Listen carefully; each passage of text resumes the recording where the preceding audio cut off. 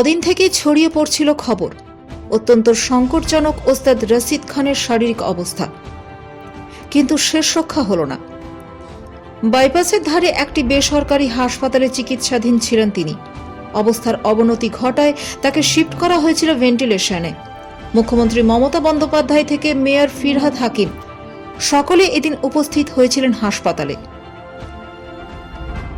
শাস্ত্রীয় সঙ্গীতের এই উজ্জ্বল নক্ষত্রের জীবনাবসানে শোকের ছায়া।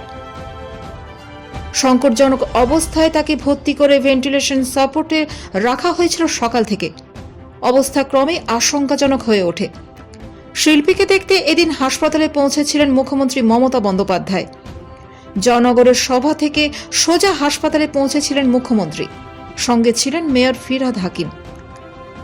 মঙ্গলবার সকাল থেকে পরিস্থিতি অত্যন্ত সংকটজনক হয়ে উঠতে থাকে। তাকে আইসিইউ থেকে ভেন্টিলেশনে স্থানান্তরিত করা হয়। পিয়ারলেস হাসপাতালের চিকিৎসক সুদীপ্ত মিত্র জানিয়েছেন, শিল্পীর অবস্থা অত্যন্ত সংকটজনক। চিকিৎসকদের চেষ্টা সত্ত্বেও শেষ রক্ষা হল না। মাসখানেক আগে তাকে চিকিৎসার জন্য ভর্তি করা হয়। ক্যান্সারের পাশাপাশি ব্রেন স্ট্রোকে আক্রান্ত হয়েছিলেন তিনি। এরপর তেমনভাবে খাওয়া দাওয়াও করতে পারছিলেন না। কোনো রকমে রাইস টিউবে খাওয়াতে হচ্ছিল শিল্পীকে। শরীরে সংক্রমণ বেড়ে যাওয়ায় ধীরে ধীরে অবস্থার অবনতি ঘটতে থাকে। তবে বছরের শেষ সময়ে কিছুটা চিকিৎসায় সাড়া দিলেও ক্রমেই পরিস্থিতি খারাপ হতে থাকে। বুধবার দুপুর 1টায় রবীন্দ্র সদনে গান স্যালুট। এরপর টালিগঞ্জের কবরস্থানে শেষকৃত্য সম্পন্ন হবে তার। মাত্র 55 বছরের বয়সে জীবনাবসান শিল্পীর। তার কণ্ঠে একের পর এক গান মন কেড়েছিল ভক্তদের।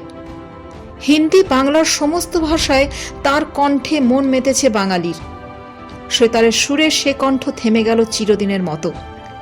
প্রিয় শিল্পীর অবস্থা অত্যন্ত আশঙ্কাজনক শোনা থেকেই চারিদিকে প্রার্থনা শুরু হয়েছিল। সকলের মনে আশা ছিল ঠিক ভালো হয়ে ফিরে আসবেন শিল্পী। ক্যান্সারের মতো মারণ রোগ দানা বেঁধেছিল শিল্পীর শরীরে। তার প্রতিটা সৃষ্টি আজও মানুষের মনে গভীরভাবে দাগ কেটে গিয়েছে। মঙ্গলবার দুপুর 3:45 নাগাদ প্রয়াত হন শিল্পী। প্রোস্টেট ক্যান্সারে আক্রান্ত হন তিনি। পরবর্তীকালে সংক্রমণ ছড়িয়ে পড়ায় শহরের বাইরে থেকে বোন ম্যারো প্রতিস্থাপনও করা হয়েছিল তার।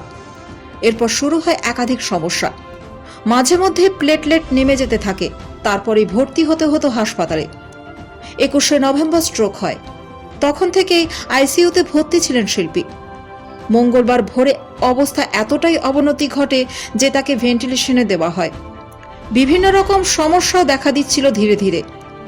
শাস্ত্রীয় সঙ্গীতের একজন দিকপাল শিল্পীর প্রতিটা গান যেন মায়ার বাঁধনে ভরপুর।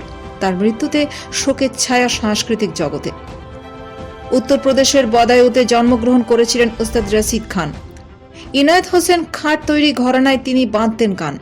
তার তালিম ছিল ওস্তাদ নাসার হোসেন খাঁ সাহেবের কাছে।